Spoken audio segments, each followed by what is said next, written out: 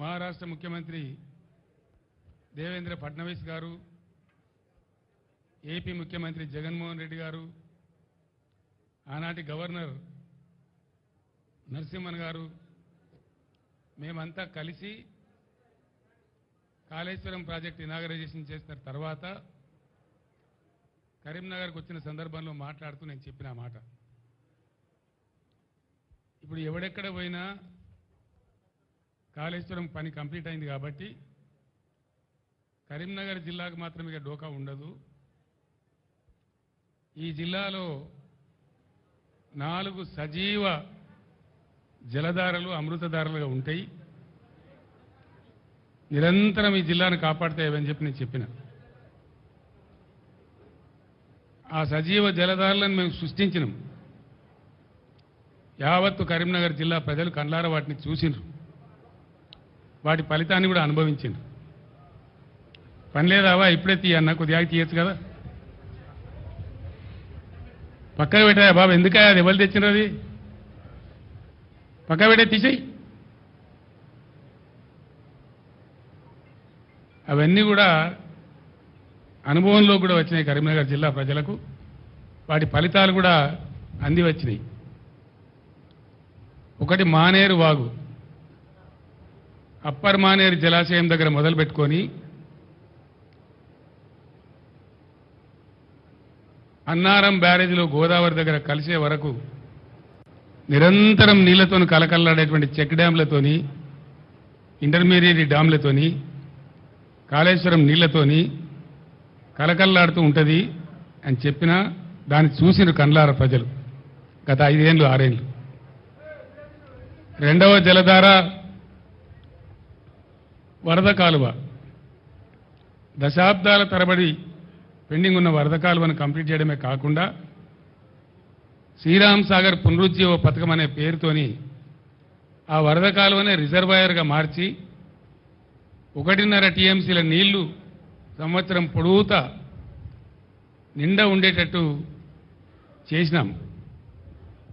అదొక సజీవ జలధార. సంవత్సరానికి 9.5 నుంచి 10.5 నెలల వరకు నిండు గర్భిణిలాగా ప్రవహించేటువంటి కాకతీయ కాలువ, అదొక సజీవ జలధార.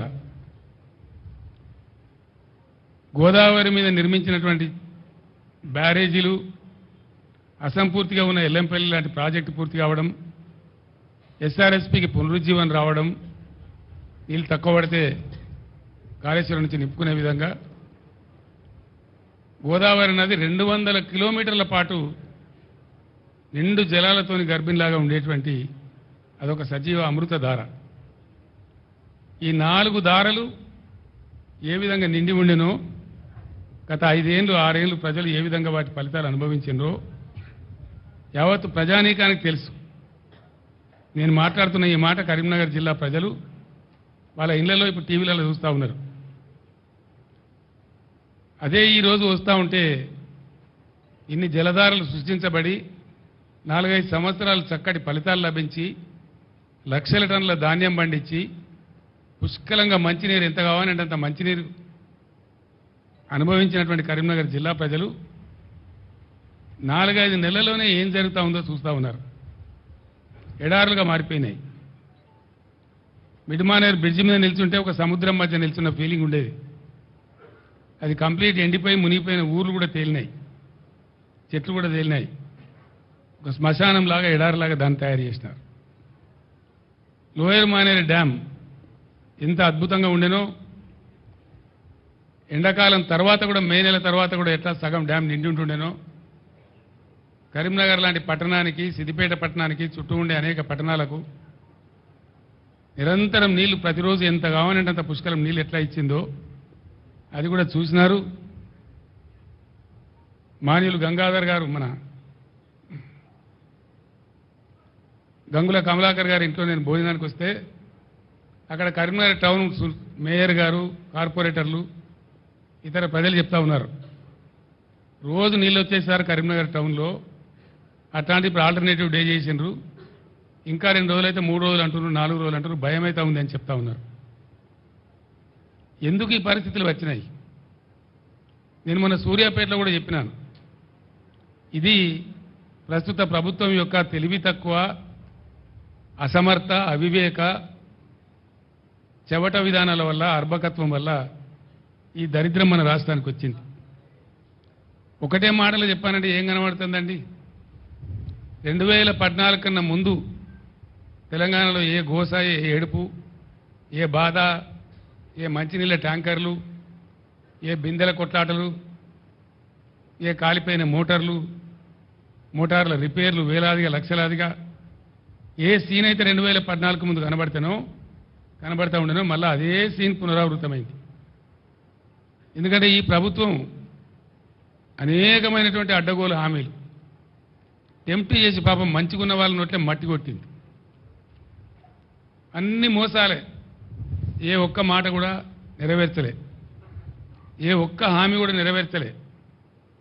మళ్ళా సిగ్గు లేకుండా మళ్ళీ ఇయ్యాలో 4-5 హామీలు ఇచ్చినాడు. అది ఎవరిని ఉద్ధరించడానికో నాకు అర్థం కాదు. ఇవాళ పంటలు ఎండని జిల్లా లేదు, కరెంటు మోటార్లు కాలని జిల్లా లేదు, మొత్తం యావత్తు తెలంగాణలో. అందుకే పాత తెలంగాణ మళ్ళా పునరావృతమైంది. ఇందిరమ్మ రాజ్యంలో ఈగిలిచ్చిన పరిస్థితి అయింది ప్రజలదని చెప్పి నేను మనవి చేస్తా ఉన్నా. ఇక్కడ బాధాకరం ఏంటంటే నీటి నిర్వహణ సామర్థ్యం తెలియనటువంటి లత్కోర్లు రాజ్యం వెళ్తున్నారు కాబట్టి, అసమర్థులు చవట దద్దమ్మల రాజ్యంలో ఉన్నారు కాబట్టి ఇవాళ ఈ పరిస్థితి సంభవించింది. ఎందుకు వస్తుందండి ఈ పరిస్థితి? నేను ఒక విషయం మీకు స్పష్టంగా చెప్పదలుచుకున్నాను. 2-3 ఉన్నాయి, చిన్న చెప్పేసి అవి చెప్పేస్తాను. ఏం జరుగుతూ ఉంది రాష్ట్రంలో? అసలు ఈ పరిస్థితి ఎందుకు వచ్చింది? పర్టికులర్లీ కరీంనగర్లో ఎందుకు రావాలా? కరీంనగర్ కానీ, మెదక్ కానీ, గోదావరి బేసిన్లో ఉన్నటువంటి ఇంకా అనేక ఇతర జిల్లాల్లో కానీ ఎందుకు రావాలి ఈ పరిస్థితి? నాకు అర్థం కాదు. ఇది కాలం తెచ్చిన కరువా, మనుషులు తెచ్చిన కరువా, కాంగ్రెస్ తెచ్చిన కరువా? ఈ కరువు కారకులు ఎవరు? ఎవరి అసమర్థత, ఎవరి తెలివి తక్కువతనం? చివరిలో నేను మీకు చాలా బ్రహ్మాండంగా చెప్తాను, మీరు అందరూ ఆశ్చర్యపడతారు ఆ విషయం వింటే. ఇక్కడ చాలామందికి తెలివై, నిజాలు తెలివై. నేను ఇప్పుడు చెప్తాను, మీకు విప్పి చెప్తాను. ముందు 4 పాయింట్స్ ఉన్నాయి నాకు. ఇలా వీళ్ళు ఇట్లే కిరికిరి మాటలు, అడ్డగోలు మాటలు, తొండి మాటలు, ఏదో ఇతరుల మీద ఆరోపణలు పెట్టి తప్పించుకోవాలని చూస్తూ ఉన్నారు, కానీ తప్పించుకోలేరు. నేను హెచ్చరిస్తా ఉన్న ఈ ప్రభుత్వాన్ని, ఖచ్చితంగా ఎండిన పంట రాళ్లవాన అని మీరు అనుకుంటా ఉన్నారు. రాళ్లవాన కాదు, దాని ద్వారా పోయింది 1,50,000 ఎకరాలు. కానీ 15 లక్షల నుంచి 20 లక్షల ఎకరాల మధ్య ఇలా పంటలు ఎండిపోయినాయి. నేను పర్యటించిన 4-5 గ్రామాలలో, నా పర్యటన లేని గ్రామాలలో కూడా రైతులు అడ్డం వచ్చి ఆ వెదిర కావచ్చు, గంగాధర కావచ్చు, ఇంకో చోట ఎండిపోయిన వరి చేలు తీసుకొచ్చి అడ్డం తిరిగి బస్సు ఆపి వాళ్ళ చేతికి చెప్తా ఉన్నారు, సార్ మా ఊళ్ళో 600 పోయింది, మా ఊళ్ళో 800 పోయింది, మీదికి పొలం పచ్చగా కనబడుతుంది కానీ మొత్తం కింద పర్రెలు పెట్టింది చూడమని చెప్పి నన్ను పొలం లోపల దాకా తీసుకుపోయి చూపెట్టినారు. ప్రతి పంట, ప్రతి దగ్గర ఇదే పరిస్థితి. దీనికి ఏంది? నీటి నిర్వహణ సామర్థ్యం లేక, దాన్ని ఎట్లా వాడానో తెలియక, వైఫల్యం, ప్రభుత్వ వైఫల్యం ఒక కారణం. సరే, అదైతే నెటమటమైన పాత బోరు ఉన్నాయి కాబట్టి కరెంటుతోనన్న వారేసి దక్కించుకుందామంటే కరెంటు క్వాలిటీగా రాకపోవడం, మోటార్లు కాలిపోవడం రెండవ కారణం. వెరసి ప్రభుత్వ వైఫల్యం వల్లనే ఇలా పంటలు ఎండినాయి. కొంతమంది అసమర్థులైనటువంటి మంత్రులు వర్షపాతం తక్కువటే మా మీద బదనాం పెడుతున్నారు అని మాట్లాడుతూ ఉన్నారు.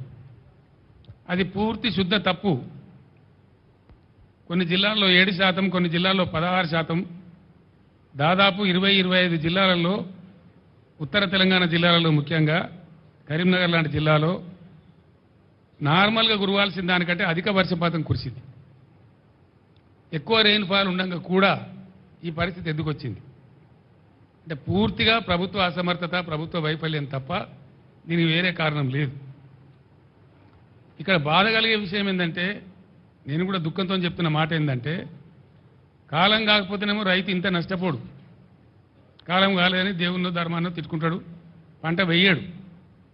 కానీ ఇక్కడ పంట వేసి పెట్టుబడి పెట్టి ప్రతి ఊర్లో కూడా వాళ్ళు రోధిస్తున్నది బాధపడకుండా ఇలా మగ్దుంపూర్లో కానీ ప్రతి చోట తెప్పింది ఏంటంటే 25,000 పెట్టమని కొందరు, 28,000 పెట్టమని కొందరు, 22,000 పెట్టమని కొందరు, ఒక్కొక్క రైతు ఎకరానికి ఎంత పెట్టుబడి పెట్టిండో ఇంత పెట్టుబడి పెట్టి గంగపాలైనాం సార్ అని వాళ్ళు మొత్తుకుంటా ఉన్నారు. మేము వేయకపోతే బాధ లేదు, కానీ కారణం ఏంది? రైతు బంధు మీద ఒక అరాకిరి. అది ఎప్పుడు వేస్తారో ఎప్పుడు వేయరో చెప్పకపోవడం, 7 ఎకరాలని 3 ఎకరాలని 4 ఎకరాలని దానిలో తొండి పెట్టి అసలు వస్తుందా రాదా ఒక కన్ఫ్యూజన్ గురి చేయడం రైతులను. నిన్న మొన్నటి దాకా ఇప్పటికి కూడా ఇంకా పూర్తిగా వేయలే రైతులకు, 100% వేయలే. ఇంకా దాని మీద ఒక పాలసీ లేదు, ధైర్యం లేదు, చెప్పే తెలివితేటలు లేవు. అదొక వైఫల్యం. అదేవిధంగా నేను మొన్న మాట్లాడితే ఇంత గలీజ్గా అంటే ఒక ముఖ్యమంత్రి స్థాయిలో 100 రోజులలో 200 మంది రైతులు చచ్చిపోయిన 200 పైచీలు కానీ నేను చెప్తే 48 గంటల్లోగా ఇవ్వండి, మేము వాళ్ళకు నష్టం ఇస్తామని చెప్పినారు. మేము 4 గంటలనే ఇచ్చినాం. ఇది లిస్టు. 4 గంటలే, 4 గంటలనే ప్రభుత్వానికి చీఫ్ సెక్రటరీకి పంపించినాం. 209 మందికి పంపించినాం. దాని తర్వాత కూడా ఇంకో 5-10 జరిగినాయి. ఇప్పటికీ ఉలుకు లేదు, పలుకు లేదు, ఏం లేదు. నేను డిమాండ్ చేస్తా ఉన్నా, మీ అసమర్థత వాళ్ళకు చచ్చిపోయారు కాబట్టి వాళ్ళకు తలా 25 లక్షలు వెంటనే నష్టపరిహారం చెల్లించాలి. ఆ ప్రభుత్వాలను, ఆ కుటుంబాలను పరామర్శించాలి. నేను మళ్ళా డిమాండ్ చేస్తా ఉన్నా. లేకపోతే మాత్రం మీకు ఆ ఉసురు, ఆ పాపం తలుగుతుంది. మేము మాత్రం మిమ్మల్ని వదిలిపెట్టమని మనవి చేస్తా ఉన్నా. రెండవది, పెట్టిన పెట్టుబడి పోయింది, వస్తుందనుకున్న పంట పోయింది. వాళ్ళు ఇలా ఆత్మహత్య చేసుకుంటామని మాట్లాడుతూ ఉన్నారు. నేను వద్దని వాళ్ళకి దండం పెట్టి చెప్పినాను. వాళ్ళకు ఖచ్చితంగా ఎకరానికి 25,000 ఇవ్వాలి. నష్టం జరిగింది, ఎట్లా జరిగితేంది? పంటలు ఎండిన మాట వాస్తవం, నష్టం జరిగిన మాట వాస్తవం. ఇలా రైతాంగం కన్నీరు మున్నీరు అవుతున్న మాట వాస్తవం. 15-16 లక్షల ఎకరాలంటే చిన్న విషయం కాదు. ఇది న్యాచురల్ కలామిటీ కంటే కూడా పెద్దది. ఇది bigger than any natural calamity. కాబట్టి ఈ సందర్భంలో ప్రభుత్వం కాకపోతే వాళ్ళని ఎవరు ఆదుకోవాలా? దానికోసం మేము డిమాండ్ చేస్తూ ఉన్నాం. మీరేదో తప్పించుకుంటాం అనుకుంటే మీ వీపులు విమానం మొత్తం మోగిస్తారు ప్రజలు, మిమ్మల్ని మాత్రం వదిలిపెట్టరు. మీ డ్రామాలు నడవాయని కూడా నేను మనవి చేస్తూ ఉన్నా. నేను కూడా 4 నెలల దాకా నన్ను ఎవరు తెరవలే. మన సూర్యాపేటలో నేను చెప్పిన 4 మాసాల దాకా నేను తెరవలే. టైం ఇవ్వాలి కొత్త ప్రభుత్వానికని మాట్లాడలే. వాళ్ళు ఎన్ని పిచ్చి పిచ్చి ఆరోపణలు, ఎన్ని పిఆర్ స్టంట్లు, వాళ్ళకు తొత్తులుగా ఉన్నటువంటి కొంత మీడియా ఎవరైతే ఉన్నారో అన్ని అడ్డగోలు వార్తలు రాయించి ఏం చెప్పినా కూడా మేము మాట్లాడలే. గంభీరంగా ఉన్నాం, పరిస్థితిని గమనించుకుంటూ ఉన్నాం. మంచి చెడ్డలు ప్రజలకు కూడా తెలవాలనే ఉద్దేశంతో ఉన్నాం. మేము మాట్లాడలే. మేము చెప్పేది ఇలా ఎండిపోయిన పంటలు వట్టిగా తమాషగా చెప్తే మీకు ఎండిపోయిన పంటలు రైతులు ఇచ్చిన ఫోటోలు ఇవి. మేము తీసినవి కావు. మేము పోయే వరకే పెట్టుకొని ఉన్నారు వాళ్ళు. మేము పోయిన గ్రామాలలో ఎన్ రూట్లో పెట్టుకొని ఉన్నారు. ఇగో ఈ విధంగా ఎండిపోయినాయి పంటలు, ఇంత భయంకరంగా ఎండిపోయినాయి. ఇవన్నీ రైతులు ఇచ్చినాయి. వాళ్ళ పొలాలలో వాళ్ళు దిగినటువంటి పంటలు ఇవి. ఇగో ఇది కూడా వాళ్ళు ఇచ్చినటువంటిదే. మేము తీయలే. ఇక చిన్నవి ఉండే కదా పేపర్లలో, కాగితాల్లా ఉండదు చూడు. ఇంకా ఉండేనండి, నేను ఇచ్చే రైతు ఇచ్చింది నాకు అవి. సార్ తీసేయండి, అవి తీసేయండి.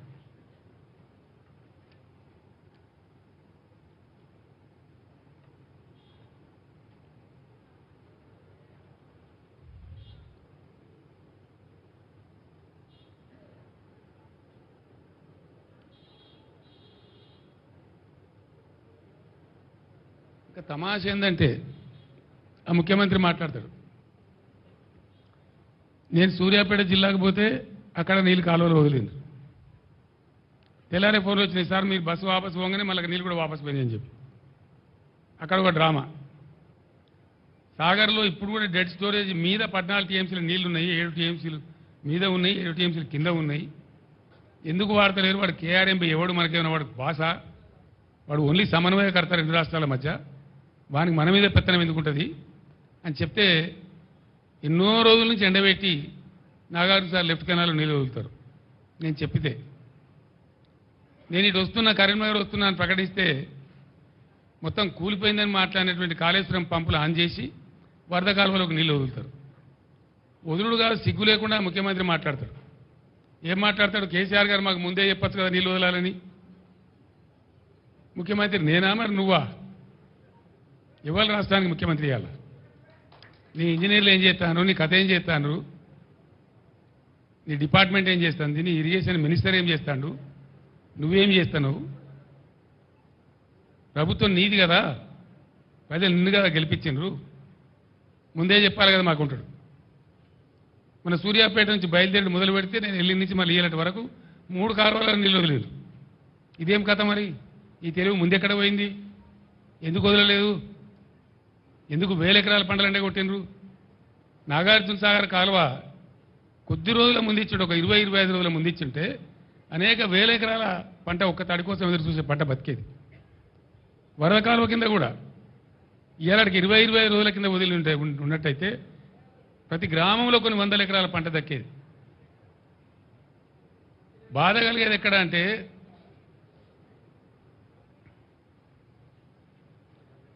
ఈ పరిస్థితి సమయానికి నీళ్లు వదలక, ఉన్న వనరులు వసతులు తెలివితో వాడుకోక, క్వాలిటీ కరెంట్ అందించక, రైతు బంధు సమయానికి ఇవ్వక, వెర్రి తిర్రి మాటలు మాట్లాడుకుంటూ ప్రజలను కన్ఫ్యూజ్ చేస్తూ చేసినారు. ఇంకా బాధల్ని రైతులకు. ముఖ్యమంత్రి ఏం చెప్పిండు? ఉరుకుండ్రి జల్దీ. ఇక అర్రస్పాట వాడినట్టే, మంచి సమయం మించిన దొరకదన్నట్టు. లగెత్తుండ్రి, పరిగెత్తుండ్రి, జల్దీ తెచ్చుకోండి, డిసెంబర్ 9 నాడే నేను సంతకం పెట్టేస్తా, 2 లక్షల రుణమాఫీ చేస్తా. ఎక్కడ పోయింది డిసెంబర్ 9? ఎక్కడికి పోయింది? ఎన్ని రోజులైంది ఇప్పుడు? ఇది 4వ నెల. ఇలా బ్యాంకులు వచ్చి నోటీసులు ఇచ్చి రైతుల కొంపలు పుచ్చుకుంటా ఉన్నాయి. మాకు సంబంధం లేదండి, అట్లా మత్తు ప్రకటనలు చేస్తారు రాజకీయంగా, మాకు డబ్బులు వస్తేనే లెక్క అని మాట్లాడి ఇలా ఏం చేయాలి రైతుల గతి? తెలంగాణ రాష్ట్ర వ్యవసాయమే సంక్షోభానికి గురయ్యే పరిస్థితికి వచ్చింది. ఇవాళ మీ యొక్క వెర్రి తిర్రి వేషాల వల్ల, మీ పాగల్ పని వల్ల. ఎవల తప్పది? దాని మీద ఉరుకు లేదు, పలుకు లేదు. ఏం చేస్తారో చెప్పరు. పోయిన పంట పోయినా ముందరికన్నా బతుకుదామంటే రైతులకు వచ్చేది అది ఒకటే పని. దాని సంగతి ఏంది? రుణమాఫీ మీద పెద్ద వ్యవసాయ సంక్షోభం వచ్చేటట్టుంది రాష్ట్రం లోపల. దానికి ఎవరు జవాబుదారీ? బ్యాంకర్లతో ఎందుకు మాట్లాడతలేరు? ఎందుకు బ్యాంకులు నోటీస్ ఇస్తే మీరు మౌనం పాటిస్తున్నారు? దాని అర్థమైంది. దాన్ని కూడా వెంటనే తేల్చాలి. మిమ్మల్ని వెంటాడతాం.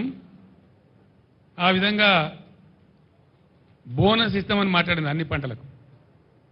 ఇలా నేను పేపర్లో చూసిన, జొన్న పంట సగమే కొంటామని. అన్ని పంటలు మొత్తం కొంటాం, అన్నిటికీ బోనస్ ఇస్తాం. ఇలా జొన్న పంట వచ్చింది, సగం మాత్రమే కొంటామని చెప్పి అంటున్నారు. నేను డిమాండ్ చేస్తా ఉన్నా, జొన్న పంటకు బోనస్ ఇచ్చి పూర్తి పంట కొనాలి ప్రభుత్వం. ఆ పంట చేతికి వచ్చింది, పోయిన పంట పోయింది, కానీ మిగిలిన పంట అది వచ్చింది. అట్లనే వర్షాకాలం వడ్లు వస్తే దానికి బోనస్ ఇయ్యలే. క్వింటాల్కి 500 కట్టిస్తామని మాట్లాడింది, ఇయ్యలే, రూపాయి ఇయ్యలే. ఇప్పుడు కొనుగోలు కేంద్రాలు పెట్టినామని చెప్పిండ్రు, ఇస్తారా ఇవ్వరా? దాని మీద ఉరుకు లేదు, పలుకు లేదు. ఇవ్వకపోతే మాత్రం మిమ్మల్ని వెంటాడతాం. మీరే చెప్తున్నారు కదా ఇది రెఫరెండం అనుకుని మాకు ఓట్లేయిందని. మీకు చూపిస్తారు ప్రజలు, ఇప్పుడిగా మీ సంగతి చూపిస్తారు. బోనస్ ఇవ్వకపోతే మిమ్మల్ని ఎట్లా బోగస్ అని చెప్పి మీకు ఎట్లా బుద్ధి పెట్టాను, కరువు కాల్చి వాత పెట్టానో పెడతారు మీకు ఇప్పుడు. దానికి ఎలక్షన్ కూడా అడ్డం రాదు, అది కూడా నేను చెప్తా ఉన్నా. ఎలక్షన్ కమిషన్ మీరు రాయాలి. ఎలక్షన్ కమిషన్ మీరు చిత్తశుద్ధి ఉంటే రాయాలి. మాకు బోనస్ ఇచ్చేది ఉంది, రైతాంగానికి ప్రకటించినాం, పర్మిషన్ ఇవ్వనాలి. ఒకవేళ ఇయ్యరు, ఏ రైతు ఎంతనో లెక్క పెట్టు. ఎలక్షన్ కమిషన్ అడ్డం వస్తే 13 తారీఖు నాడు పోలింగ్ అయిపోతుంది. ఆ తర్వాత ఇవ్వండి, ఏ రైతు ఎంతనో అకౌంట్ ఫర్ చేయండి. మిమ్మల్ని వదిలిపెట్టాం, బీఆర్ఎస్ మిమ్మల్ని వెంటాడుతుంది. రైతులు ఉద్యమానికి సిద్ధంగా ఉన్నారు. ఎన్ని వాగ్దానాలు కొట్టిరండి? ఒక్కరినొక తెలరా మీరు చేసింది? 3-4 నెలల ఇంత ఆగమా? గొర్రెల యూనిట్లు 100 కోట్ల రూపాయలు పాపం యాదవ్ సోదరులు కట్టినారు. ఆ యూనిట్లు ఇస్తారన్న ఆశతో బంద్ కథం. ఇయ్యాలి బంద్, గొర్రెల యూనిట్లు బంద్. ఇస్తారా సస్తారా ఏం చేస్తారు? అది లేదు. దాని మీద యాదవ్ సోదరులు రెడీగా ఉన్నారు మిమ్మల్ని ఏ విధంగా శిక్షించాలో శిక్షించడానికి. అదేవిధంగా దళిత బంధు మేము 1,30,000 మందికి శాంక్షన్ చేసినాం. మేము 10 లక్షలు ఇచ్చేవాళ్ళం, మీరు వాగ్దానం చేసింది 12 లక్షలు ఇస్తామన్నారు. దాని మీద ఉలుకు లేదు, పలుకు లేదు. మేము రిలీజ్ చేసిన డబ్బు కూడా ఫ్రీజ్ చేసి పడేసిండ్రు. నేను దళిత సోదరులకు విజ్ఞప్తి చేస్తా ఉన్నా, ఇటువంటి మొండి సర్కారుకు ముద్దు నిద్రపోయే సర్కారుకు బడతలు పెట్టుకొని వాయించడమే కరెక్టు. వీళ్ళని గ్రామాలలో ఇప్పుడు పార్లమెంట్ ఎలక్షన్లు వస్తే నిలదీయండి, గీత గీయండి, ఏది మా దళిత బంధు అని చెప్పి దళిత గొంతుకలు ఇవ్వాలని చెప్పి నేను మనవి చేస్తా ఉన్నా. ఇది ఎట్లున్నదంటే అన్నవస్త్రం ఇస్తారని పోతే ఉన్నవస్త్రం ఊడ్చిపోయింది అన్నట్టు 10 లక్షలు కాదు 12 లక్షలు ఇస్తారు ఆశపడి మీకు ఓటేస్తే ఇలా మీరు చేసిన దందా ఏంది? 10 లక్షలు లేదు, పాత శాంక్షన్ లేదు, కొత్తది ఊసే లేదు, ఉలికే లేదు, పలికే లేదు. అదొక మోసం. ఈ 1,30,000 మంది దళిత పురులు గర్జించాలి ఎక్కడికక్కడ. ఈ కాంగ్రెస్ పార్టీ యొక్క ఎండగొట్టాలని నిలదీయాలని చెప్పి నేను మనవి చేస్తా ఉన్నా. అదేవిధంగా కళ్యాణ లక్ష్మి కాదు వీళ్ళు ఇచ్చేది, మేము తులం బంగారం కల్పిస్తామని మాట్లాడింది. మార్కెట్లో ముఖ్యమంత్రికి ప్రభుత్వానికి తులం బంగారం కొందామంటే దొరకలేదా? ఎందుకు ఇస్తలేరు నాకు అర్థం కాదు. నిన్న 3వ తారీఖు 4వ తారీఖు 5వ తారీఖు విపరీతమైన పెళ్లిళ్ళు అయినాయి. వాళ్ళందరూ ఆశపడ్డారు మాకు వస్తుందేమో తులం బంగారం అని. మీకు ఓటు కూడా వేసిండ్రు, అందుకే మీ గవర్నమెంట్ వచ్చింది. మీకు తులం బంగారం దొరకలేదా? దీని సంగతి ఏంది? ఇది కూడా మిమ్మల్ని తరుముతారు ప్రజలు. ఇది కూడా మీ రెఫరెండం కిందకే వస్తుంది. తులం బంగారం రాని వాళ్ళందరూ కాంగ్రెస్ పార్టీ కర్రు కాల్చి వాత పెట్టాలి, గ్యారంటీ. ఇక వృద్ధాప్య పెన్షన్ల స్టోరీ ఏందండి? బీఆర్ఎస్ గవర్నమెంట్ రాకముందు 200 రూపాయల పెన్షన్ ఉండే మీ మహత్తరమైన ఇందిరమ్మ రాజ్యంలో. 10 ఏళ్ళు మాకన్నా ముందు ఇందిరమ్మ రాజ్యమే కదా. కేవలం 200 రూపాయలు ఇచ్చి మీరు చేతులు దులుపుకున్నారు. 200 రూపాయలను మేము 2,000 చేసినాం. అప్పుడు మేము ఏమనుకున్నాం? 2,000 రూపాయలు భార్యాభర్తకి ఇద్దరికి ఇచ్చినా వచ్చేది 400, ఇంట్లో ముగ్గురికి ఇచ్చినా వచ్చేది 600. మనం 2,000 చేసినాం కాబట్టి ఒకరికి ఇచ్చినా సరిపోద్దని మేము 2,000 రూపాయలు ఇచ్చి ఒకరికి ఇచ్చినాం. ఎన్ని ఉన్నాయి వృద్ధాప్య పెన్షన్లు? దాదాపు 30 లక్షలున్నాయి. 30 లక్షల పెన్షన్లు ఉన్నాయి. మీరేం మాట ఇచ్చిండ్రు? మేము 2,000 పెన్షన్ ఇస్తే మీరు 4,000 రూపాయలు ఇస్తామని మాట్లాడిండ్రు. అంటే ఇంట్లో ఇద్దరికి ఇస్తామని చెప్పిండ్రు. ముసలమ్మ ముసలో ఉంటే వృద్ధులైతే ఇద్దరికి ఇస్తామని చెప్పిండ్రు. వాళ్ళు 30 లక్షల మంది ఉన్నారు ఇప్పుడు. అంటే మీరు ఎన్నిగా పెట్టిండ్రు? ప్రజలకు ఎంత ఎగనామం పెట్టిండ్రు? ఎంతమందికి నామం పెట్టిండ్రు మీరు? 30 లక్షల కుటుంబాలు మీరు ఎన్నిగా పెట్టిండ్రు? ఒక నెలదైతే 2,000 పెన్షన్ కూడా ఇవ్వలే, ఒక నెల పెన్షన్గా పెట్టిండ్రు. రెండవది 4,000 మనులు మీ పరిపాలన రెఫరెండం అంటారు. ఇంకా మీకు సిగ్గులేక ఇప్పుడు ఎన్ని బాగున్నారండి వీళ్ళు? 30 లక్షల ఈ కుటుంబాలకు 2,000 రూపాయలు పాతది మినాయిస్తే వాళ్ళు డబల్ ఇచ్చే పరిస్థితి అయితే నెలకు 6,000 బాకీ ఉన్నారు. ఇప్పుడు 4 నెలలు అయింది, ఇది 4వ నెల. ప్రతి వృద్ధాప్య పెన్షన్ మీద ఇలా ఈ కాంగ్రెస్ ప్రభుత్వం పెట్టిన ఎగనామం 24,000 రూపాయలు. వాళ్ళ గట్టియాల మీరు కట్టించేదాకా మిమ్మల్ని వేటాడతాం. లేకపోతే ఇదేనా రెఫరెండం అని ఆ వృద్ధాప్య పెన్షన్లు తీసుకునే వాళ్ళు వీళ్ళకి కర్రు కాల్చి ఇప్పుడు వాత పెట్టాలి. సిగ్గు రావాలంటే, వీళ్ళకి బుద్ధి రావాలంటే ఎవరెవరికైతే ఎగబెట్టినరో ఇది కూడా రెఫరెండం కిందకే వస్తుంది. దీని మీద ప్రజలు రెఫరెండం తీసుకోవాలి. అదేవిధంగా దళితులకు మోసం, రైతులకు మోసం, యాదవ సోదరులకు మోసం, కొత్త రేషన్ కార్డులు ఇస్తామని మాట్లాడిన వాగ్దానం ఇచ్చి దానికి మోసం, మహిళలకు మహాలక్ష్మి అని పేరు పెట్టి మహాలక్ష్మి లేదు, మనులక్ష్మి లేదు, ప్రతి మహిళకు 2,500 రూపాయలు ఇస్తామన్నారు. అది వాటిదే మోసం, ఏమీ లేదు. అదేవిధంగా వాళ్ళకు చెడకోపం పెట్టింది. అదేవిధంగా ఎంతమంది కంటే మీరు ఎగనామం రైతులకు, దళిత బంధువులకు, పెన్షన్లు, పింఛన్దారులకు, మహాలక్ష్మి మహిళలకు, రైతుల రుణమాఫీకి, బోనస్కు, ఇవన్నిటికీ పెట్టింది. ఇదే సిరిసిల్ల, ఇప్పుడు నేను ఏ సిరిసిల్ల టౌన్లో మాట్లాడుతున్నానో, మేము పైన గంగాధర అవతల పెగడపల్లి మండలం మీద పోయి వయా సిరిసిల్ల టౌన్, గంగాధర, సిరిసిల్ల, సిద్దిపేట, హైదరాబాద్ పోతా ఉన్నాం. అప్పుడు జయశంకర్ సార్ బతికి ఉండి మేము పోతా ఉంటే గోడల మీద రాతలు కనబడుతున్నాయి సిరిసిల్ల టౌన్లో. ఆ నైట్లో 11:30, 12 గంటల రాత్రి గోడల మీద రాతలు, చేనేత కార్మికులారా ఆత్మహత్యలు చేసుకోకండి, చావులు పరిష్కారం కావు సమస్యకని చెప్పి గోడల మీద రాతలు ఇస్తే నేను జయశంకర్ గారు నాతో పాటు ఉన్న ఉద్యమకారులు అన్నాడు కళ్ళలో నీళ్ళు తీసుకున్నాం. అప్పటికి 65 సంవత్సరాలు స్వతంత్రం వచ్చి దేశానికి 65 ఏళ్ల స్వతంత్ర భారతంలో సావకండి అని గోడల మీద రాసే ప్రభుత్వాలు చూస్తున్నామండి. ఇంతకన్నా దౌర్భాగ్యం ఏముంటుంది? ఎట్లన్నా చేసి ఈ చేనేత కార్మికులు మనం ఆదుకోవాలి. తెలంగాణ రాష్ట్రం వచ్చినా కానీ ఒక ప్లాన్ వేసుకున్నాం. ఆ రోజు బాధపడ్డాం. అనుకున్నట్టు దేవుని దయ వల్ల నేను చెప్పిన సిరిసిల్లలో ఒకటే రోజు ఇక్కడ 11 మంది కార్మికులు చచ్చిపోతే ఆ రోజు మా పార్టీ నుంచి ఒక 50 లక్షలు తెచ్చి చెక్కు తెచ్చి ఒక చిన్న ట్రస్ట్ ఏర్పాటు చేసి వాళ్ళని సావకుండా చూడండి దయచేసి అని బతిమాలి, ఇక్కడ ఈ గ్రామ పెద్దల్ని బతిమాలి ఆ ట్రస్ట్ ఏర్పాటు చేసి ఇప్పుడు ఆ డబ్బులు ఆ ట్రస్ట్ ఇక్కడ ఉంది ఇప్పుడు సిరిసిల్లలో చెప్పి మేము చెప్పినాం దయచేసి చచ్చిపోకుండ్రి, తెలంగాణ వస్తుంది, తప్పక వస్తుంది, వచ్చినాక మిమ్మల్ని మా బిడ్డలకి సాదుకుంటామని చెప్పి ఆర్ద్రతతో నేను ఆ సభలో చెప్పినాను. మీరు ఆత్మహత్యలు బంధు పెట్టుండ్రి, సావద్దు, మిమ్మల్ని కాపాడుకుంటామని చెప్పినాం. ఆ దరిమిల అనుకున్న ప్రకారమే తెలంగాణ వచ్చింది, బీఆర్ఎస్ గవర్నమెంట్ వచ్చింది. మేము ఏం చేసినాం? ఒక్కొక్క నాడు 7 చేనేత కార్మికులు ఒకటే రోజు చచ్చిపోయారు భూదాన్ పోచంపల్లిలో. అప్పుడు చంద్రబాబు నాయుడు అని ఒక మూర్ఖుడు ముఖ్యమంత్రి ఉండే. నేను అక్కడ దండం పెట్టిన, అయ్యా ఒక 50,000 రూపాయలు ఎక్స్గ్రేస్ చేయవయ్యా, పలానా డేట్ లోపల నువ్వు ఇవ్వకపోతే నేను భిక్షాటన చేసి ఇస్తాను దండం పెట్టి చేతులెత్తి అంగలార్చిన నేను. కానీ ఆ దుర్మార్గుడు ఇయ్యలే. దాని దరిమిలా నేను భిక్షాటన చేసిన. నిజామాబాద్ పట్టణంలో, హైదరాబాద్ హ్యాబిట్స్లో భిక్షాటన చేసి ఒక 7.5 లక్షలు వస్తే తీసుకుపోయి ఆ కుటుంబాలకు ఇచ్చినాం భూదాన్ పోచంపల్లిలో. అట్లా భువనగిరిలో, గద్వాలలో, దుబ్బాకలో, సిరిసిల్లలో రోజు చనిపోయే చేనేత కార్మికులకు ఆదుకోవాలని చెప్పి బీఆర్ఎస్ గవర్నమెంట్లో మేము ఒక పద్ధతి ప్రకారం అటు పేద ప్రజలకు ఎంతో కొంత మేలవుతుంది, ఇటు కార్మికులకు ఉపాధి వస్తుందని మేము పథకాలు పెట్టినాం. రంజాన్ తోఫాను పెట్టి బట్టల నేయమని వీళ్ళకి ఆర్డర్ ఇచ్చినాం. క్రిస్మస్ తోఫాను పెట్టి బట్టలు నేయమని వీళ్ళకి ఆర్డర్లు ఇచ్చినాం. స్కూల్ యూనిఫాములు నేయమని చెప్పి ఆర్డర్ ఇచ్చినాం. దాంతోపాటు బతుకమ్మ చీరలను పెట్టి వాళ్ళకి ఆర్డర్లు ఇచ్చినాం. ఇలా దురదృష్టం ఏంటంటే ఇప్పుడే నాకు చేనేత కార్మికుల మిత్రులు కలిసిండ్రు. సార్ మళ్ళా మా పాతకు వచ్చింది, మేము ఆత్మహత్య చేసుకునే పరిస్థితి వచ్చింది. మాకు మీ గవర్నమెంట్లో ఇచ్చిన ఆర్డర్ బాపతి 300 కోట్ల రూపాయల బకాయిలని అవి ఇస్తలేరు సార్ అని చెప్పారు వాళ్ళు.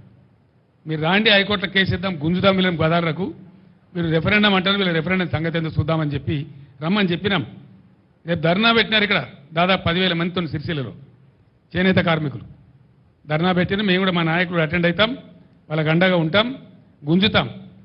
ఇంకా దరిద్రం ఏంటంటే బ్రాహ్మణ పరిషత్ మేము నిధులు ఇచ్చుకుంటూ పోయినాం. ఓవర్సీస్ స్కాలర్షిప్ నిధులు ఇచ్చినాం.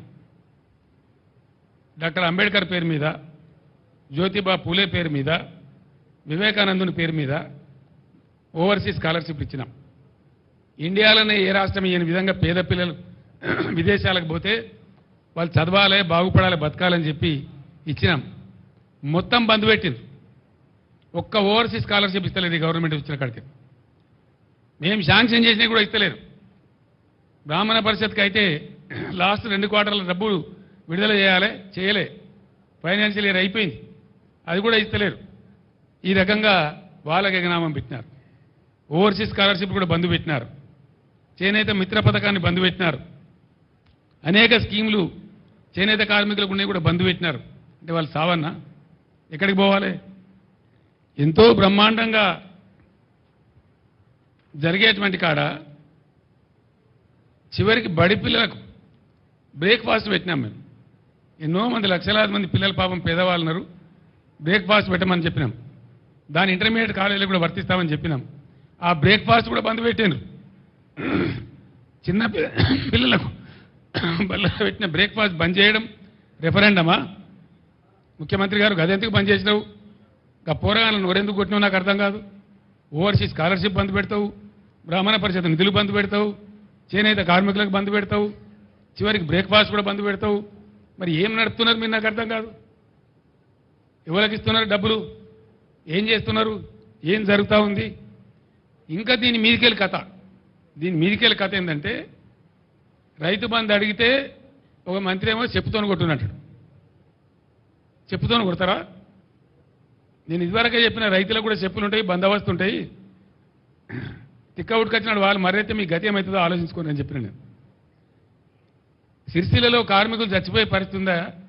ఆత్మహత్యలు మళ్ళీ మొదలయ్యేటట్టున్నాయని అడిగితే ఇంకో కాంగ్రెస్ వాడు అంటాడు, ఏం పోయింది వాళ్ళ నిరోధులు అమ్ముకొని బతుకమన్నది, పాపడాలు అమ్ముకొని బతుకమన్నది అంటాడు.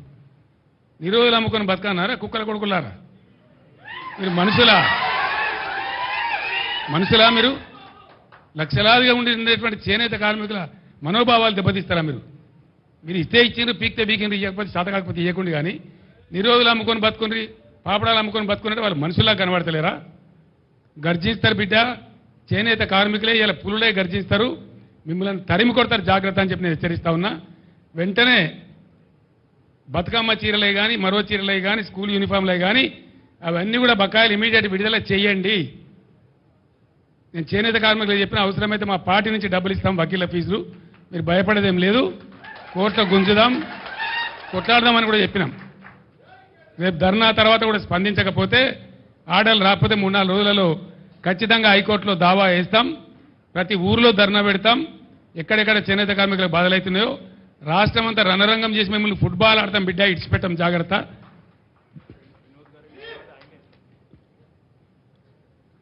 ఆ వినోదే పెద్ద అడ్వకేట్, ఈయననే కేసేయాలి, మీరే వేయండి కేసు దయచేసి.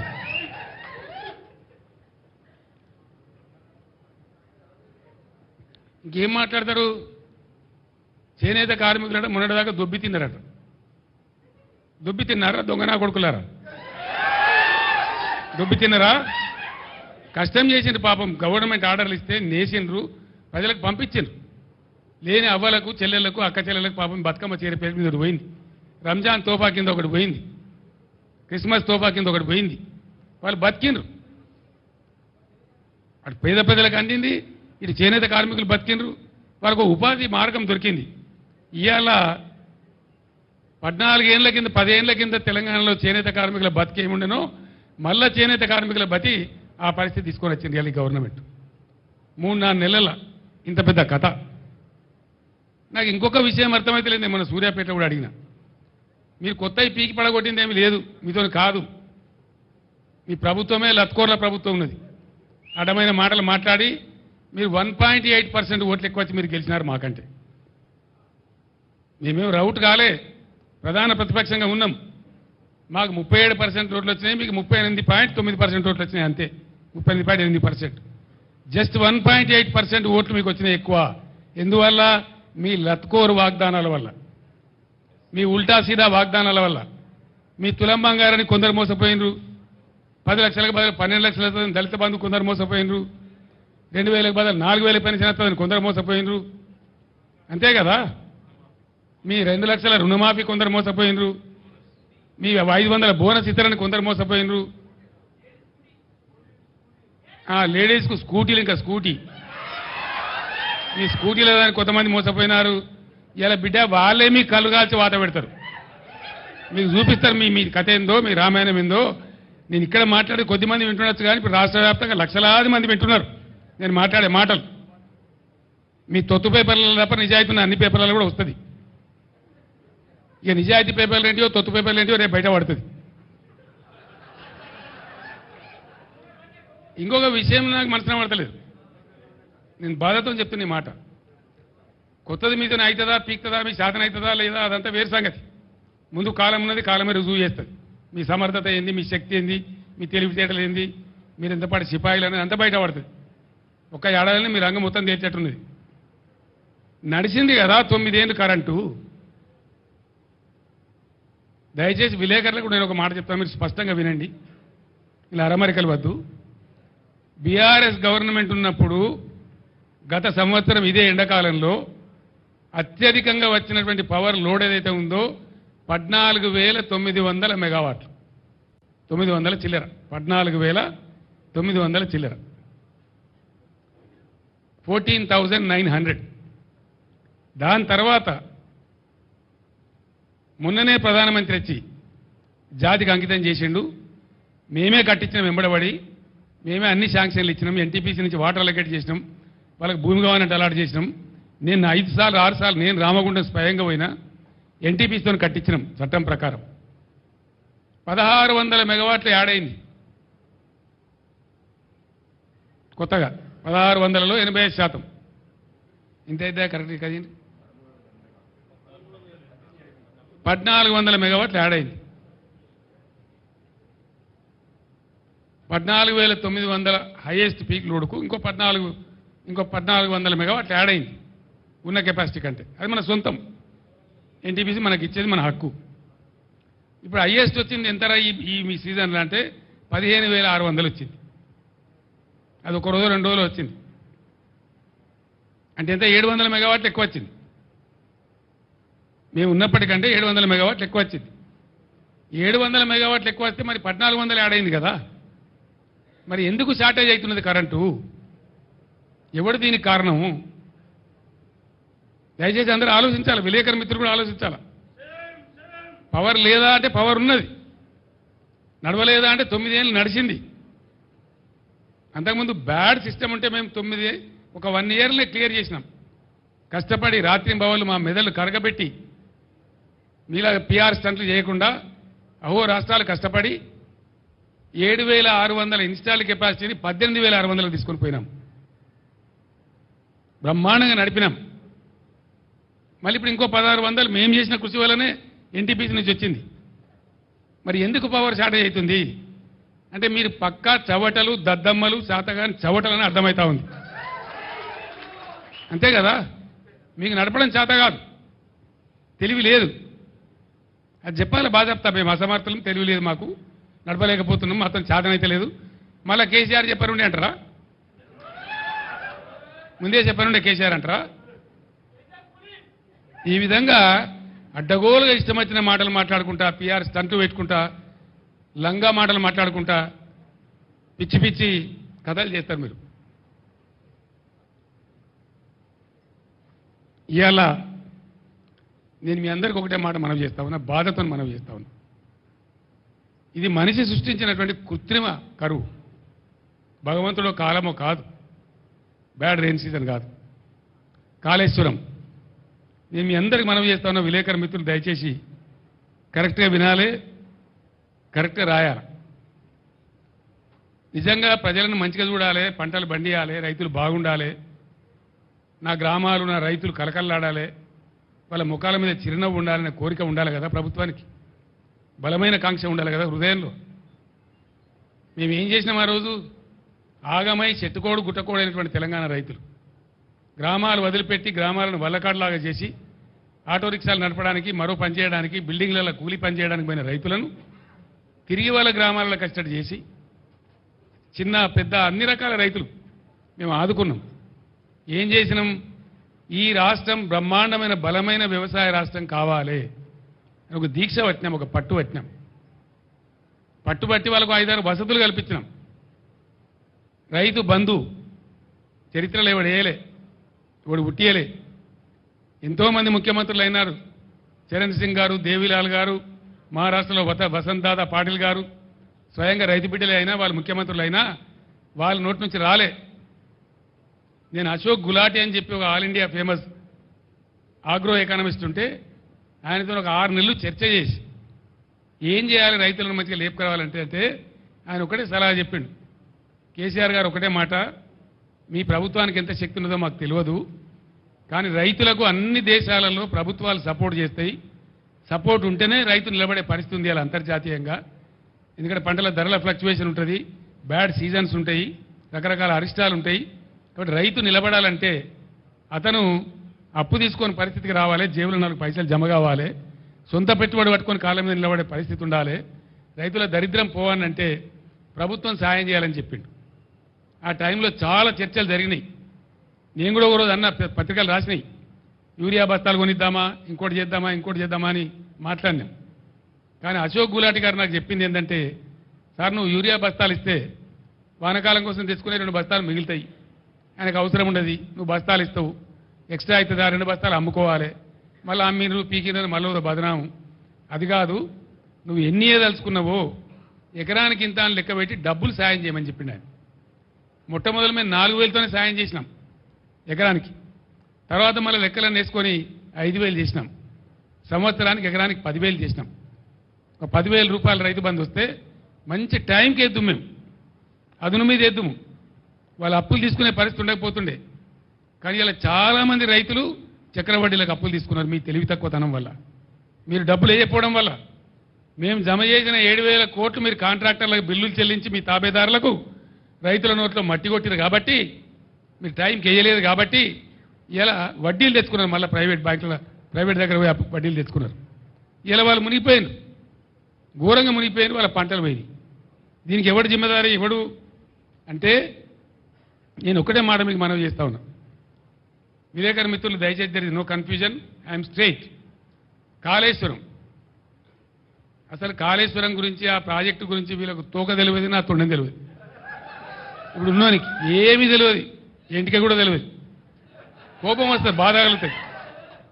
ఏమైందండి దానిలో? మేడిగడ్డ బరాజులో దానికి 3 బరాజులు ఉన్నాయి, మేము కొత్తగా కట్టినాయి. సైడ్లో కూడా ఉన్నాయి.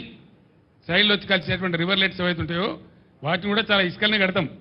వాటికి పిల్లర్స్ ఉంటాయి. మొత్తం ఆ రివర్లెట్స్ కోసం కట్టినటువంటి ఉపనదుల మీద కట్టినవి కానీ మెయిన్ గోదావరి మీద కట్టినవి కానీ అన్ని బ్యారేజీల మీద కలిపి 300 చిల్లర ఉంటాయి. ఇది పిల్లర్స్ బ్రహ్మాండంగా 3 బ్యారేజీలలో కలిపి దాదాపు 200 చిల్లర గేట్లు ఉంటాయి. అంత పెద్ద పని అది. దాని తర్వాత ఒక్కొక్క పంప్ హౌస్ మొన్న వీళ్ళు ఒత్తిరు కదా నందిమేడారంలో వరద కాలువలో నీళ్ళు పోయడానికి. కాళేశ్వరం అయిపోయింది, మరి ఆ పంప్ ఎందుకు వచ్చినావు? మరి నేను అడుగుతా ఉన్నా, ఎట్లా వచ్చినాయి నీళ్ళు? మరి ఎందుకో వచ్చే కాళేశ్వరం లేనిదే వచ్చినాయా? మేమేం చేసినాం? మీలాగా లత్కోర్ పని చేయలే. మేము కడుతుంటే కాళేశ్వరం ప్రాజెక్టు కడతా ఉంటే 2 బ్యారేజీలు తెలంగాణ కాంగ్రెస్ నాయకుల యొక్క అసమర్థత వల్ల సమైక్య పాలకులు పెండింగ్లో పెట్టిన దశాబ్దాల తరబడి.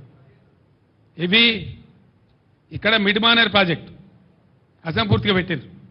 అక్కడ ఎల్లంపల్లి బారాజ్ అసంపూర్తిగా పెట్టిండ్రు. వాటిని మేము అగమేఘాల మీద కంప్లీట్ చేస్తూ ఉన్నాం. ఒక సీజన్లో మేము పనిచేస్తూ ఉంటే కట్ట నింపుతూ ఉంటే మాచారెడ్డి మండలంలో 25 సెంటీమీటర్ల వర్షం కురిసి పెద్ద వరద మానేరు వాగులు వచ్చేసి ఆ మిడ్మానేర్ కట్ట కొట్టుకొని పీకినారు. అది కట్టినోడు ఎవడండి? ఇవాళ అడ్డం పొడుగు మాట్లాడే కోమటిరెడ్డి వెంకటరెడ్డి మంత్రి, ఇవాళ మంత్రి. వాళ్ళ కంపెనీ, వాళ్ళ అమ్మ పేరు మీద ఉండే కంపెనీ వాళ్ళు కట్టిండ్రు. మేము మీ లెక్క చిల్లరగాల లెక్క వ్యవసాయం. మేము ఏమనుకున్నాం ఆ రోజు? మేఘాల మీద కాళేశ్వరం కంప్లీట్ కావాలి, రైతులకు నీళ్లు రావాలి, ఎంత తొందరగా వస్తే అంత మంచిది, మంచినీటి బాధ పోవాలి, సాగునీటి బాధ పోవాలి రాష్ట్రంలో అని ఆరాటపడ్డాం తప్ప మేము ఆనాడు కోమటిరెడ్డి కంపెనీ మీద కేసు పెట్టలే. మేము పెట్టకపోదుమా, అని జైలు లేకపోదుమా?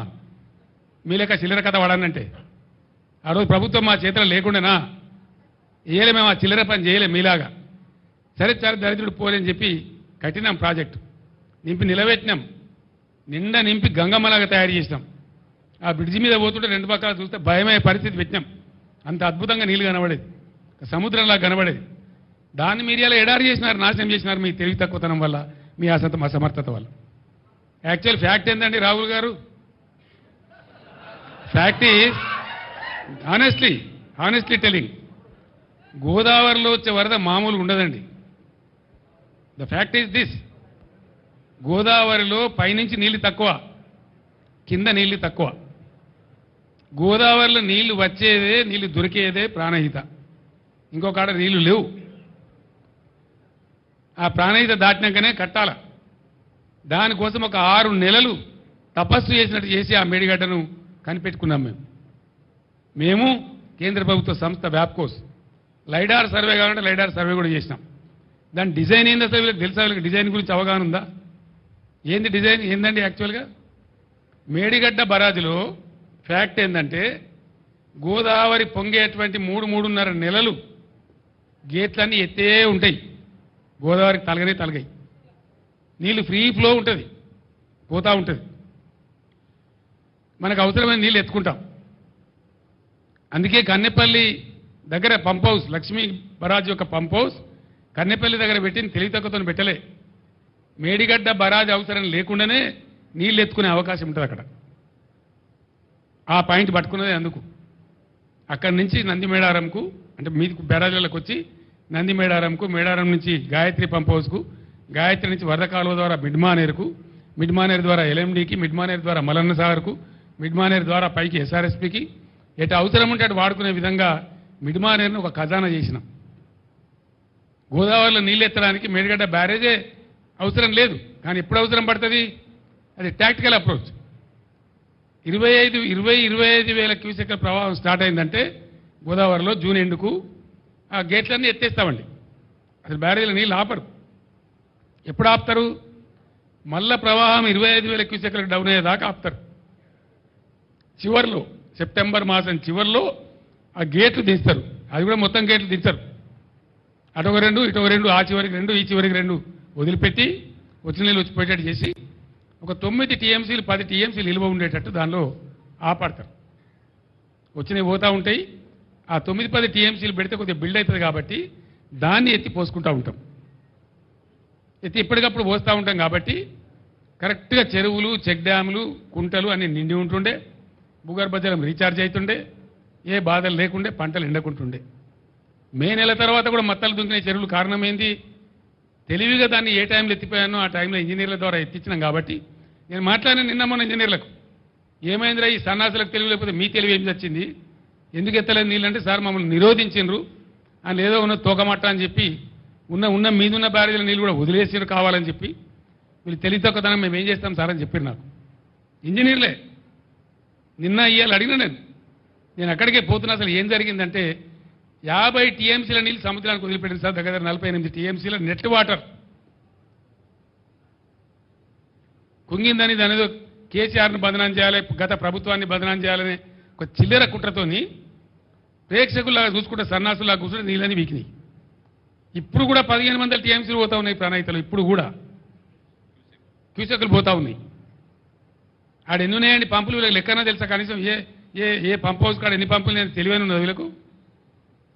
2200 క్యూసెక్కుల సామర్థ్యం ఉండేటువంటి 17 పంపులున్నాయి అక్కడ కన్నెపల్లి కాడ. మేము నడిపినాడు కూడా మొత్తం పంపులు నడపం. నీళ్ళని బట్టి చూసుకుంటూ, అవసరాన్ని బట్టి చూసుకుంటూ, ఇవతల అవసరం ఎంతుంది, ఎన్ని కాలేజీ ఉన్నాయి అని చూసుకుంటూ నడుపుతాం. దాంతో ఏమవుతుంది? ఒకసారి ఒక పంపు నడుపుతాం, 2 పంపులు నడుపుతాం, 3 పంపులు నడుపుతాం. మామూలు ఇసుక కట్టేసి బస్తాలేసి కూడా ఇసుక బస్తాలేసి కూడా నడపచ్చు. కానీ దాన్ని నడపకుండా కుట్ర చేసి అలా ఎందో ఉన్నది.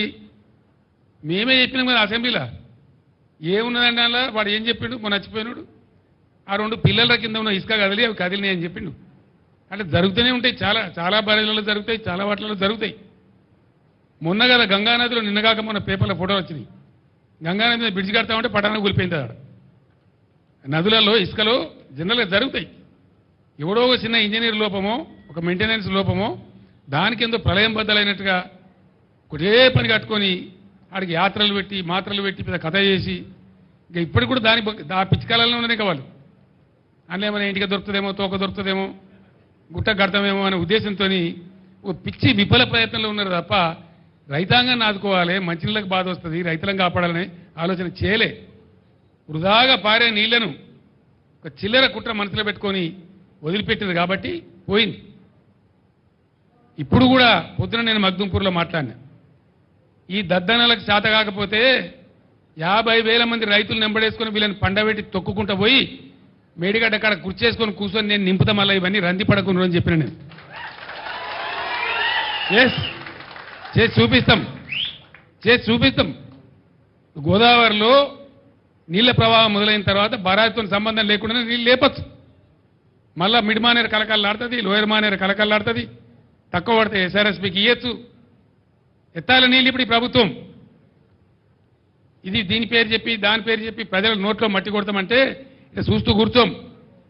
మనం కొత్తగా ఎలక్షన్ తర్వాత కాబట్టి కూర్చున్నాం, మౌనం పట్టాం.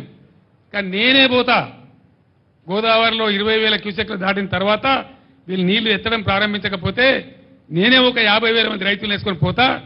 తొక్కి వీళ్ళని పండబెట్టి తొక్కి ఆ మూటలు నడిపిస్తాం. మేము ఊరికే గైడే చేతులు ముడుచుకొని లేం, ఉండం కూడా.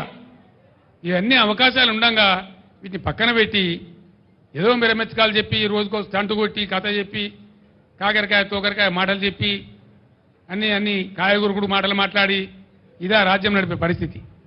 ప్రజలు లేరు, వాళ్ళ బాధలు లేరు, యాదవులు లేరు, దళితులు లేరు, ఓవర్సీస్ స్కాలర్షిప్ లేదు, మంచినీళ్ళు లేవు, సాగునీళ్ళు లేవు.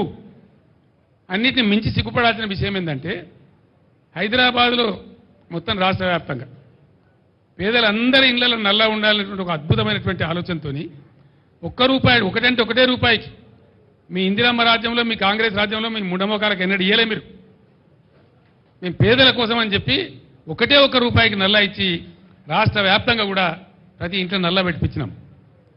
పిఎస్పీలు అంటే పబ్లిక్ స్టాండ్ పోస్టులు రోడ్ల మీద లేకుండా చేసినాం. బిందెలు కనబడకుండా చేసినాం రాష్ట్రంలో. ఇలా మళ్ళీ బిందెలు ఎందుకు వస్తున్నాయి? 9 ఏళ్ళు నడిచిన కరెంటు నడిపే తెలివి లేదు మీకు. 6 ఏళ్ళు బ్రహ్మాండంగా నడిచినటువంటి మిషన్ భగీరథ నడిపే తెలివి లేదు మీకు. నడిచినాయే కదా, వాటికేం రోగం వచ్చింది? ఎందుకు నడపలే అంటే మీ అసమర్థతనే కదా, మీ చవటతనమే కదా. Otherwise what? జవాబు చెప్పాలి మీరు ప్రజలకు. ఇప్పుడు 6 ఏళ్ళు బ్రహ్మాండంగా నడిచిన భగీరథ ఇలా ఎందుకు ఆగుతున్నది?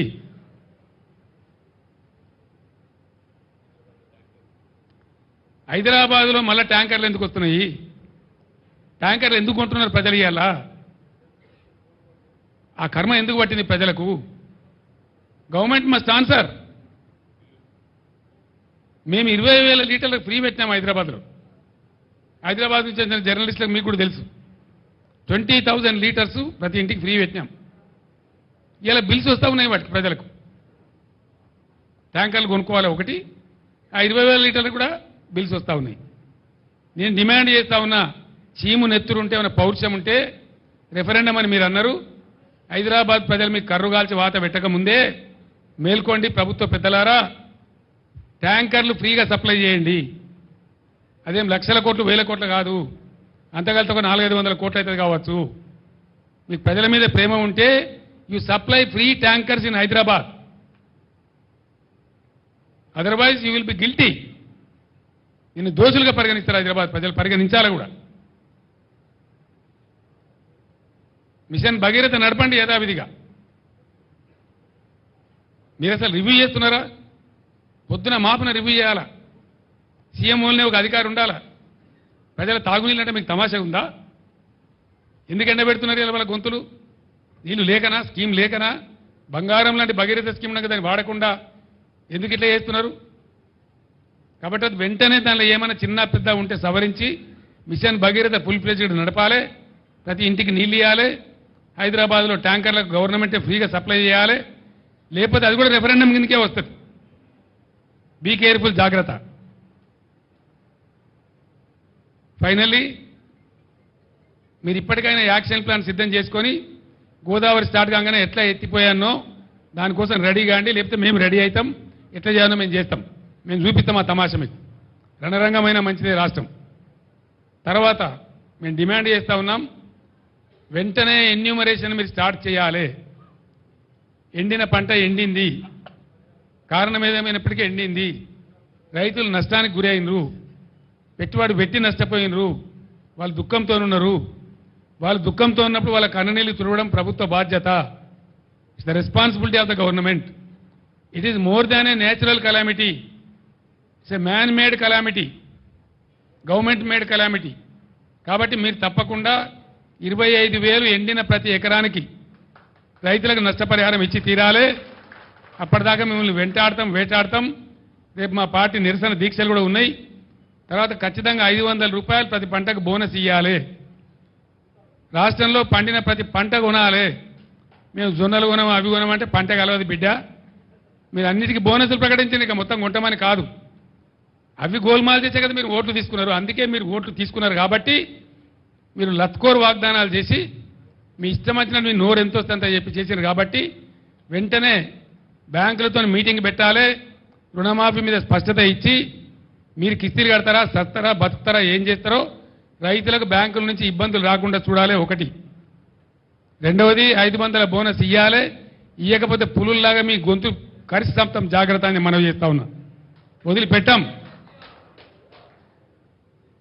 3-4 నెలలు ఎందుకంటే కొత్త గవర్నమెంట్ వస్తే మేము ఓర్వలేక అంటున్నాము, ఓర్పు మల్లతనానికి అంటున్నామని అంటారని ఓపిక పట్టినాం ఇన్ని రోజులు. కేసీఆర్ ఎల్లుండికి ఆగడు, సమస్య లేదు. ఒక జిల్లా 2 జిల్లాలు కాదు, ఎక్కడ రైతులకు కష్టం ఉంటే అక్కడ గద్ద లెక్క వాల్తా మీ సంగతి మీ భర్తమేందో తేలే విధంగా 100కు 100% మీద పోరాటం చేస్తాం. ఈ పోరాటం ఒక రోజుతోనో ఒక పూటతోని ఒక తమాషతోనే అయ్యేది కాదు. సమస్యలు పరిష్కారం అయ్యేదాకా ప్రజల పక్షాన ఉండడమే మా బాధ్యత. మేము ప్రధాన ప్రతిపక్షం ఈ రాష్ట్రంలో. 100% మాకు ప్రజలు అదే పాత్ర ఇచ్చిండ్రు. కాబట్టి ఆ పాత్రకు పూర్తి న్యాయం చేస్తాం. మీ మెడలు వంచుతాం, ప్రజలకు న్యాయం చేస్తాం. మీరే రెఫరెండం అని చెప్పిండ్రు, ఆ ప్రకారం చేనేత కార్మికులకు ఏం సమాధానం చెప్తారో చెప్పండి. కాంగ్రెస్ పార్టీకి క్షమాపణ చెప్పాలి చేనేత కార్మికులకు అంత నీచంగా మాట్లాడినందుకు. వాళ్ళకి ఆర్డర్లు ఇవ్వాలి వెంటనే, తర్వాత పాత బకాయిలు చెల్లించాలి వెంటనే, లేకపోతే ఊరుకోం, లీగల్ బ్యాటిల్ కూడా పోతాం. ఈ విధంగా చేస్తామని చెప్పి తెలియజేస్తూ ఈరోజు నా యాత్రలో పాల్గొనే ఎండ ఉన్నా నా యాత్రలో పాల్గొన్నటువంటి నాయకులకు కార్యకర్తలకు అదేవిధంగా వచ్చి వాళ్ళ సమస్యలు చెప్పిన రైతులకు కూడా కృతజ్ఞతలు తెలియజేస్తూ థ్యాంక్ యూ సో మచ్ అండి. ఈరోజు no politics please please please please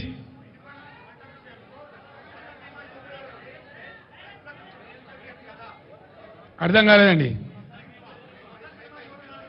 ఆ యోజన ఉంటే కదనే బాబు, ఫసల్ బీమా యోజన ఉంటే కదా. గుజరాత్లోనే దిక్కులేదు ప్రధానమంత్రి రాష్ట్రంలో. There is nothing, there is no Fasal Bima Yojana. It's a flop scheme.